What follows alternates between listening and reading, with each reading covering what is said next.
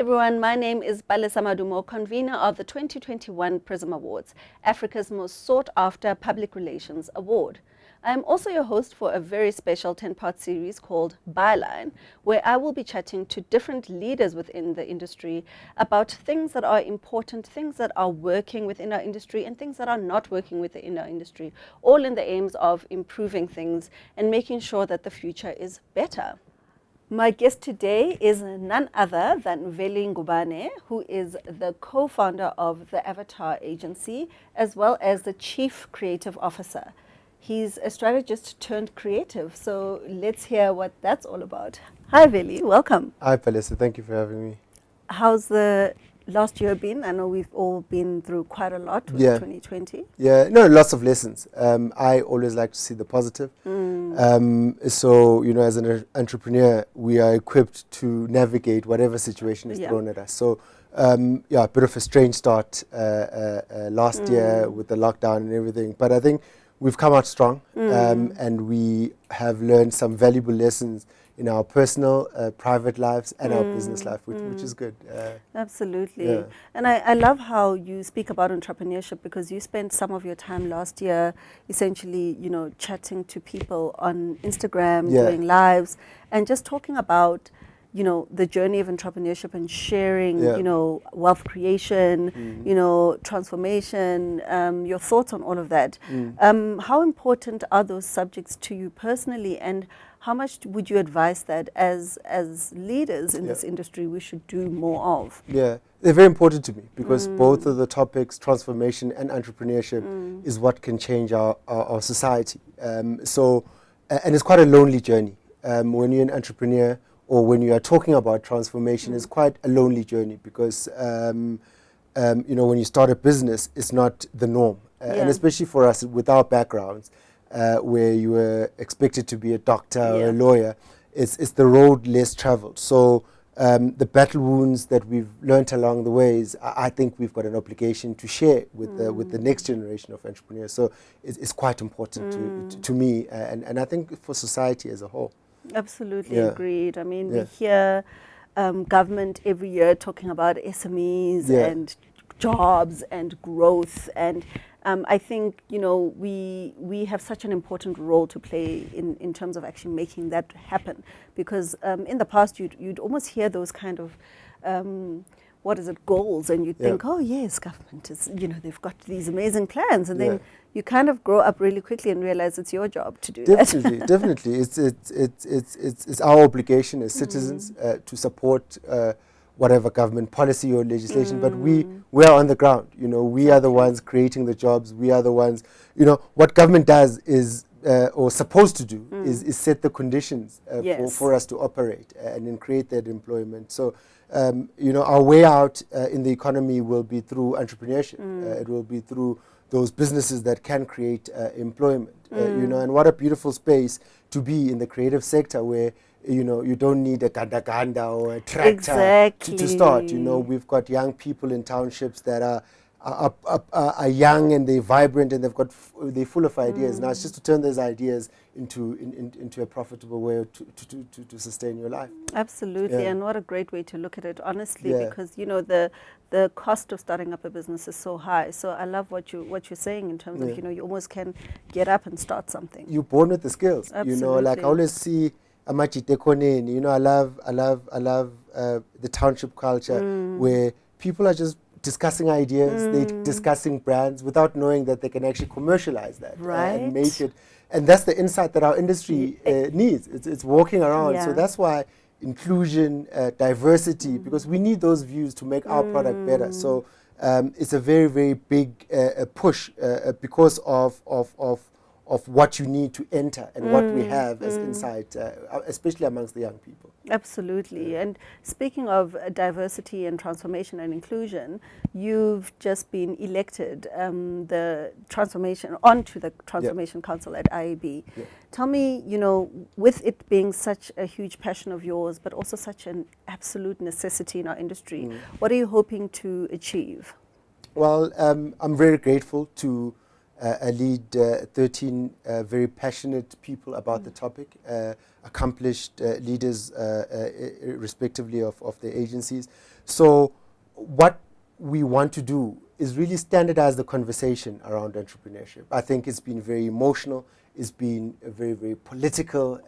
So what we want to do is create a benchmark of where we are. Not many people, I think everyone can tell you we need to transform. Yes. But there's How? no comparison to are we doing better or are we doing worse. So we're really concentrating a lot on the data side and the research side, so we can benchmark to say this is where we are, and collectively as an industry decide this is where we are going, and then use those metrics to make sure that when we talk about transformation, we've got a benchmark to say in 2021 we are here, this is our vision in 2025, whether it's be the inclusion of a more female representative, inclusion of younger people, whatever we decide that we can hold each other accountable to. So we're really focusing on the research side. We're really focusing on when we leave as a council, whoever takes over has got a template Absolutely. to actually check against it, because I think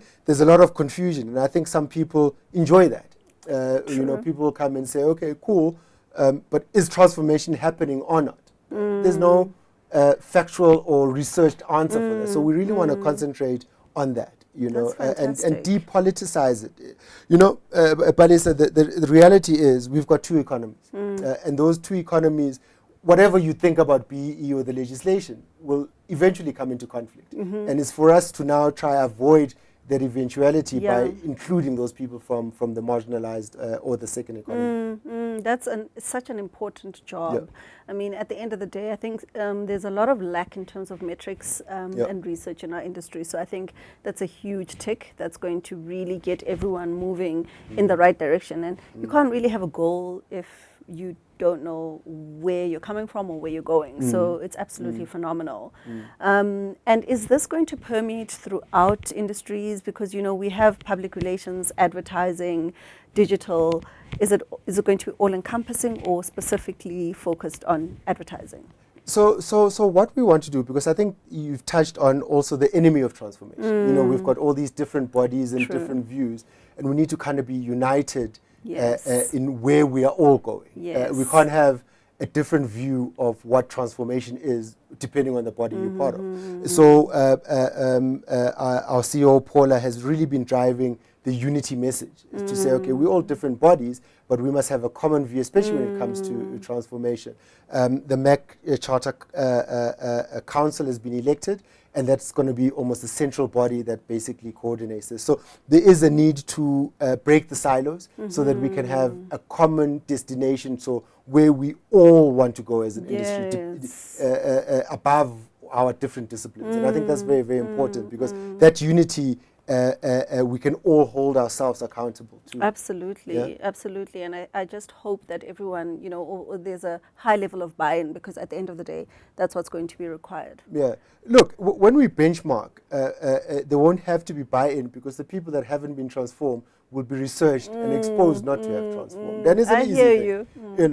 How many people do you have on the expo that are diverse? How many women leaders do you have? So there's a lot of things you can argue with, but you can't argue with the facts. Absolutely. And once we've researched the facts, we can put it out to industry to say we've only got 5 black CEOs or black female CEOs in an industry with 100 agencies. Is that good enough? So when the facts look at us, it's easy to decide, and it's easy to see where we need to go. Love that. Love that. And Can't you're hide right. from the facts. Exactly. And then it's not emotive and politicized, like you said. It's just facts and important facts, because at the end of the day, we've been speaking about it for far too long. So it's important work that needs to be done. No, definitely. And I think that time of talking and being too emotive about it is actually past. It's up to our generation to standardize where we want to go, what industry we want to go. We are organizing a transformation conference where we want to bring procurement, government, and agencies to actually start talking and to really take it away from the historic topic of politicizing and making sure that this is an objective to transform society, and what other tools? So in that conference, in our deliberations, we in the creative industry, someone might come with a different view. Yes, that's completely and that's different to the way completely- we've been seeing it, yes. But the core of it is that we need to include a sector of society that is not included. So whatever way we do that, if we've got a common goal to say this is what we want, however way we do it, we need to get there. And that becomes what we do for a living, solve problems for clients. We need to solve a big problem for the industry. That Right? is, I mean, it's phenomenal. It's phenomenal. I love it. Goosebumps all Yeah. the way. And you know what? It's going to be more than goosebumps, certainly from me. It's going to be action, which is what we need. Definitely, measurable action, and the people that are still confused about why we are doing it. Because I think there's also an acceptance layer. And I speak this quite freely. There was legislated oppression. Yes. There needs to be a legislated out to reverse Absolutely. that. So the laws that we have are meant to really correct that, and we need to adhere to that. But it comes from an acceptance that a sector of society was legislated to be oppressed, and now that economy needs to be part of the main economy. And I mean, I hear it all the time that says, okay, from the people that maybe are resistant to transformation, I worked very hard, I was in the back of the van. Yes. But where were you working from? Is it easier to work from Greenside like that or from Tsakane like Yeah. that? So we come from two different economies. Now, I'm not doubting that the white agency leaders worked very hard. Just as hard, but But they're starting off a very Circumstances are different different. circumstance. So we need to balance those circumstances to make sure that a guy from Soweto has got equal chance to a guy from Bryanston. And if not, we need to make sure that we build capacity to equalize the playing field. Now that becomes very, very important. absolutely. Yeah. And as you speak, I'm thinking, you know what, as a start, it could be quite cocooned in terms of the industry and what we're hoping to achieve within a specific space. How do you hope to influence policy on a larger scale, you know, on a nationwide scale, on a scale that involves, you know, government? Well, I'm lucky enough to be one of the members that have been elected into the council, the MAC Charter Council, fab. which is a guiding principle, which Yes. actually sits at the office of the presidency. So that's Yes. how serious this council Yes. is. I think even just the background checks that we had to do, it's the first time I did that level Yes. of intense interrogation to make it to this post, and the interview processes and so on. So it's taken very seriously, and it has to come from government policy because it's legislated behavior. And I think, you know, I don't know what has happened in the last few years or few months. People seem to think there's a relaxation of BE laws or the need for BE laws. Now, I always say, because the situation and the circumstances that need society to transform have actually gotten worse with COVID. So that problem will Exactly. never go away. So it's temporary relief in people's heads. But when the economy that is marginalized needs to be part of the main economy, it's better to be inclusive now than way too late. So it's a Exactly. temporary relief in people's heads. But I think transformation, inclusivity, and diversity is actually more important now than ever. It is. And especially now we are rebuilding businesses. So why not make transformation and inclusivity a part of your regrowth strategy? Because you will need it in the future. Yeah. And Veli, what is it like in 2021 walking into an agency as a creative compared to, you know, 10 years ago, for example? What room has been created for the success of somebody who comes in as whatever kind of creative in, for example, an advertising industry? Yeah. And let's maybe say a young black creative. Yeah. So what has happened, which is a big shift, is that the market is now more so responsive to the message, you know, and I think that has developed. Yes. Hence, people can challenge messages, Yes. sort of like what Clicks brought out. Yes. And I think because people are aware of the communication, they are demanding that insight. And I think it's also the younger people that can see through work that doesn't have insight. Yes. So I think as a young black creative, there's a huge space to be yourself. I've found that I'm constantly reminding people, even in my own agency, to be themselves, because that's who we bought into. Yes. So before, young black creatives tried to be like the creative directors or the chief creatives. So they became almost clones of the main guy, you know. But I think more so, people are taking their own power. If you see, even in some of the work that is coming out, it's more reflective and more insightful. So it's a very good space for young black people to be themselves, to bring the insight that they have. Absolutely. Because brands require that more so in a more competitive space, Absolutely. especially in digital.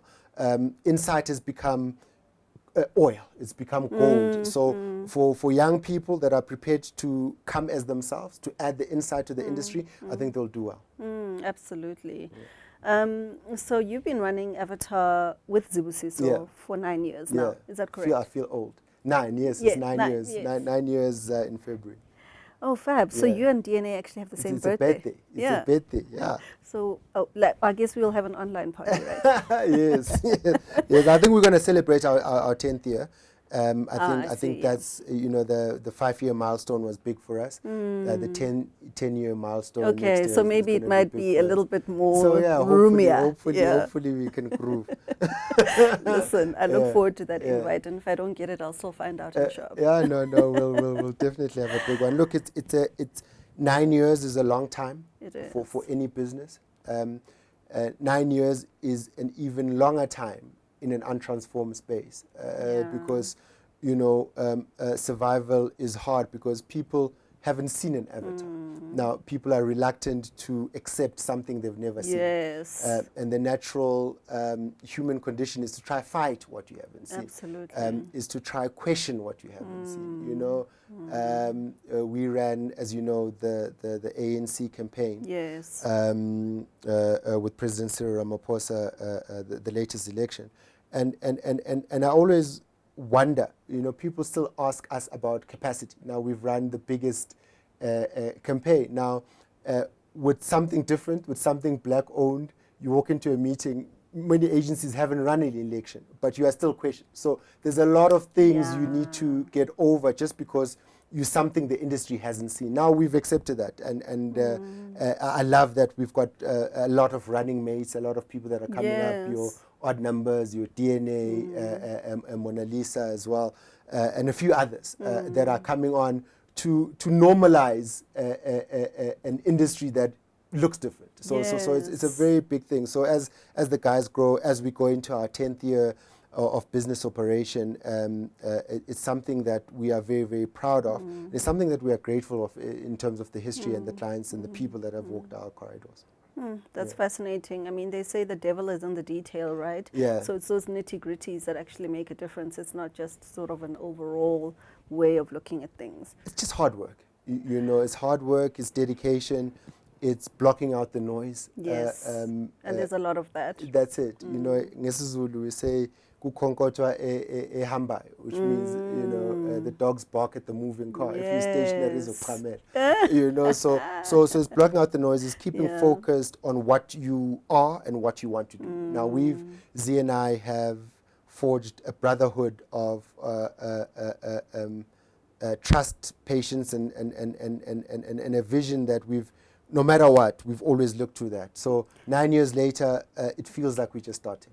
And it's enviable, honestly. It's absolutely, you know, phenomenal just to watch you guys work and interact, you know, just with each other, even on Twitter. You're like, oh, this is such a, you know, it's sweet, but it's also relevant. And it's changing things that need to be changed, you know. So it's fantastic all round. I mean, it's probably not perfect. We all have our challenges, but it's really good to look at. No, thank you. It's been good. I mean, and it's just the people. We decided very earlier on that we're not the sharpest tools in the shed. So we need to make sure that we surround ourselves with really intelligent people. So our exco is amazing, our middle management is amazing, and the people that walk the corridors are absolutely amazing. So that lifts the standard of what we deliver. Because, you know, in a weird way, as a black-owned agency, it's almost like someone is just watching you and just waiting for you to fail. So you have to deliver even better than what you'd normally do. So it's just in pursuit of that excellence daily and that dedication from everyone that is involved in Avatar. Yeah.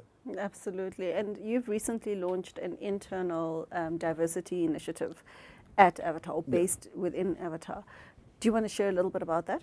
So, I mean, and that is the big thing of separating the responsibility that we have from a scorecard to changing society. Those are two different things. And I think a lot of people, when it comes to BEE, have concentrated on just ticking the boxes so that they can get the accreditation. Yeah. Now, we could have sat back. We're already level 1. We're already 100% black owned. It's easy for us to not see the reality of society.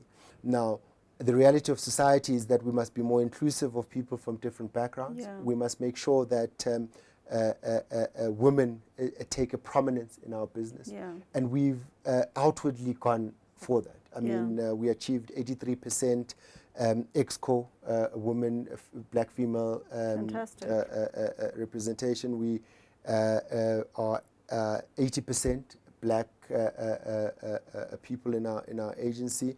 And middle management is 100% female. So, and not just for the numbers. These are empowered people to make decisions. And I think that has been another problem, where people just get put again to get their accreditation. And then you have to ask, are those people powerful enough to make the decision? Because that's what it's about. Because that's what it's about. Are those people powerful enough to forge ahead a new vision for the business? Now, the future of Avatar is female, and that's what we've put, and the results show that, and that goes above and beyond our legislated obligation, because we want to make sure that the agency is representative of the need of society. Now, the need of society is to have more inclusivity of people from different backgrounds, especially women.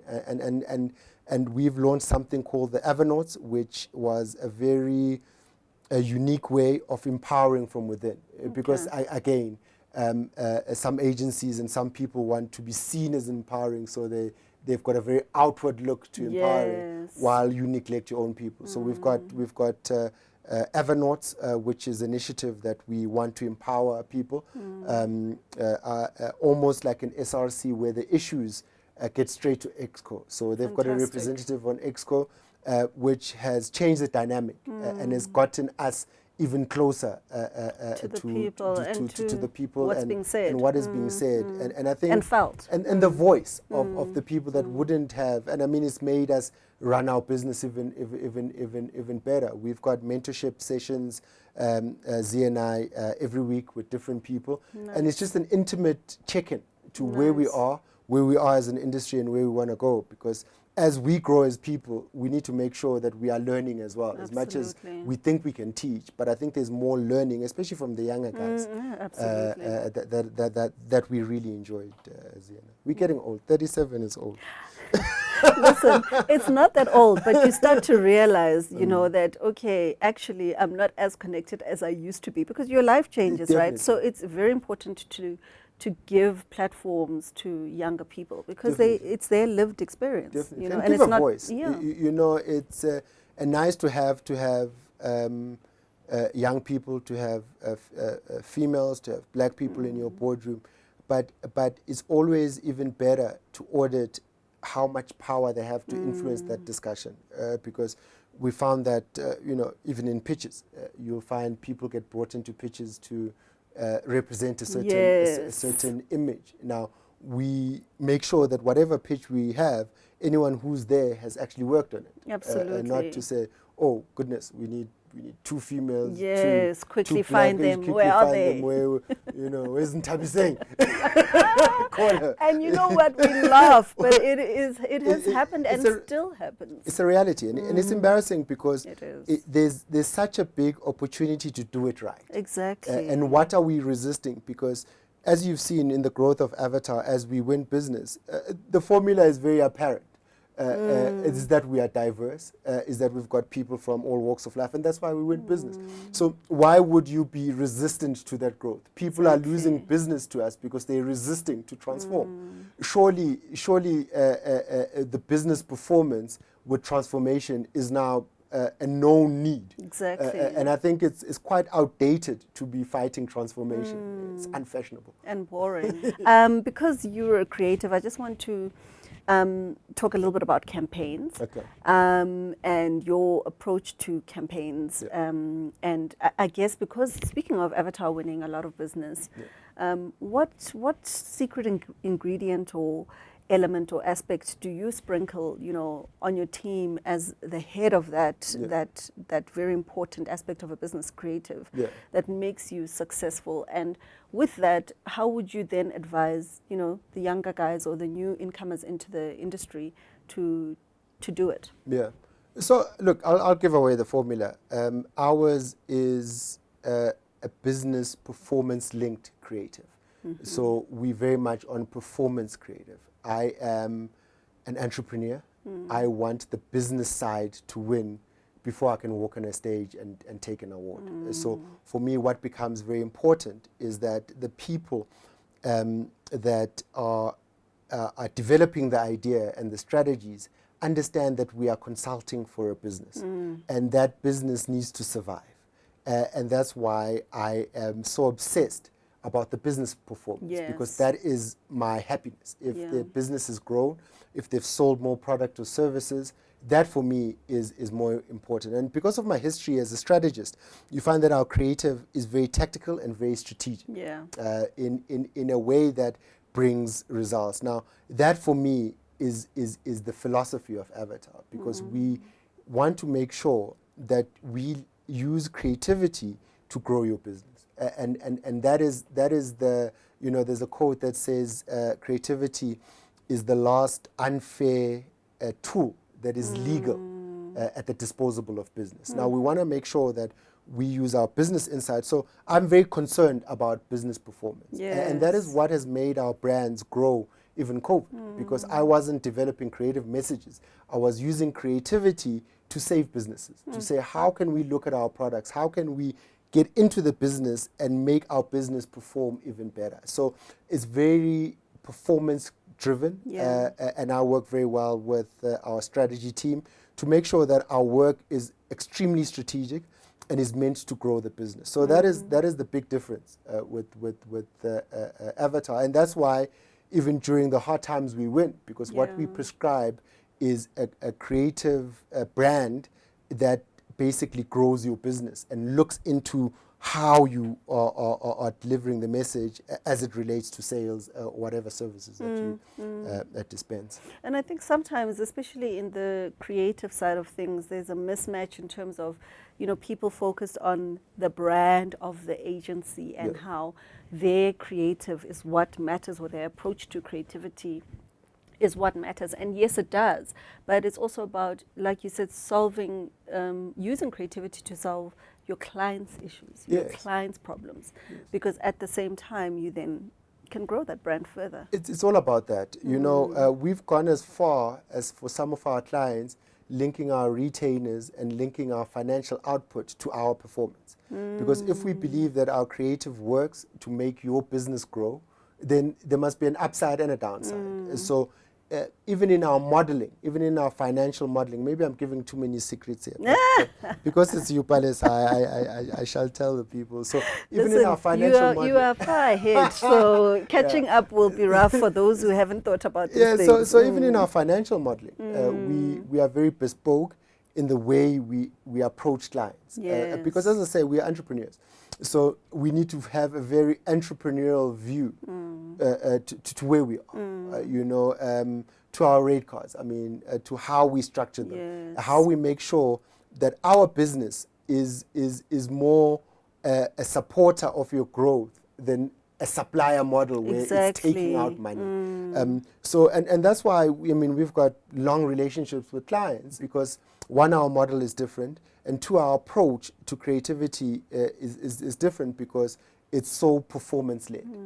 And because we put those systems, it's very hard to come and prescribe something that is different, because it makes the bean counters happy, it makes the CEO happy, Yeah. because all we really need to do is grow business with beautiful work, yes, but the Absolutely. main thing is to make sure that the creativity is effective enough to make sure that your businesses exist in years to come.